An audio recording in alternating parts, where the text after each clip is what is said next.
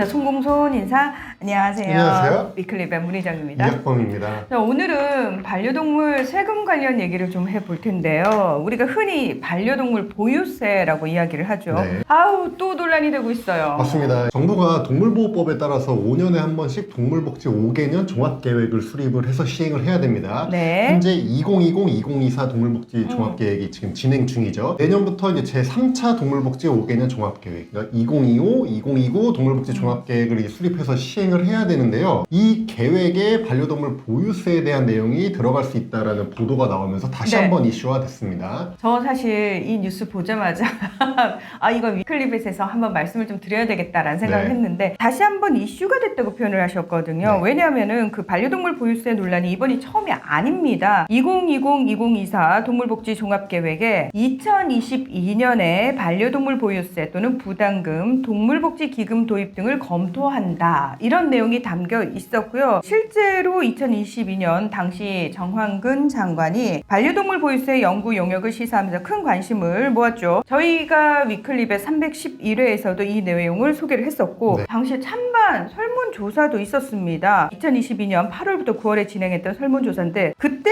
보니까 찬성이 65%, 반대가 35%였어요. 맞습니다. 당시 이제 굉장히 논란이 많이 됐었는데 왜냐면 동물복지 5개년 종합계획에도 내용이 들어가 있고 장관이 자기 입으로 관련 연구 용역을 하겠다 시사를 해서 논란이 됐었지만요. 워낙에 이게 첨예한 주제다 보니까 결국에 지금까지 반려동물 보유세 도입은 이루어지지 않았습니다. 이번에 이제 언론 보도가 나온 거에 대해서도 농식품부가 다른 언론사를 통해서 아직 그 반려동물 보유세 정책을 검토하고 있지는 않다 이런 입장을 밝히긴 했어요. 네. 하지만 내년에 이 제3차 동물복지 5개년 종합계획이 시행이 되잖아요. 올해 연말까지 이 계획을 마련을 해야 되거든요. 네. 이 계획에 과연 보유세 관련 내용이 들어갈지 안 들어갈지 한번 지켜보실 필요가 있을 것 같습니다. 근데 저는 사실 계획에 담든 담지 않든 중요한 거는 매번 보유세가 언급될 때마다 논란이 되잖아요. 진짜 좀 제대로 공론화를 하는 과정을 좀 거쳤으면 하는 마음이 좀 강하거든요. 네. 사람들이 도대체 어떤 생각을 하는지 반려인도 그렇지만 비반려인들의 생각은 또 어떤지 대대적으로 설문조사를 좀 할 필요도 있고 일단 세금이라고 하니까 약간 거부감이 들어요. 그래서 정확하게 보유세 목적부터 용어까지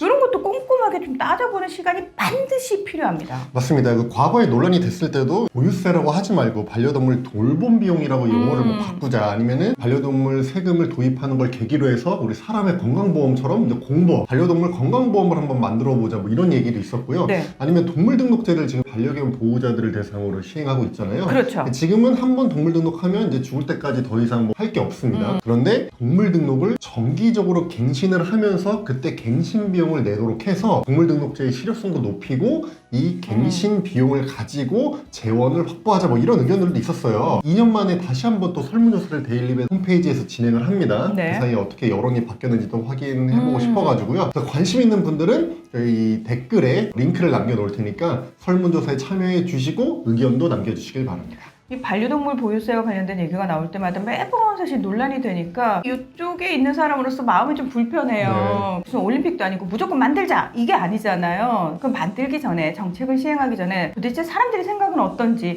사람들이 제대로 알고 있지 못한 부분은 또 제대로 알려내는 계기도 필요하거든요. 네. 제발 부탁드리는데 시간이 걸리더라도 제대로 된 공론화가 중요합니다. 오늘 위클립에서는 여기서 마무리하겠습니다. 함께해 주셔서 고맙습니다. 감사합니다.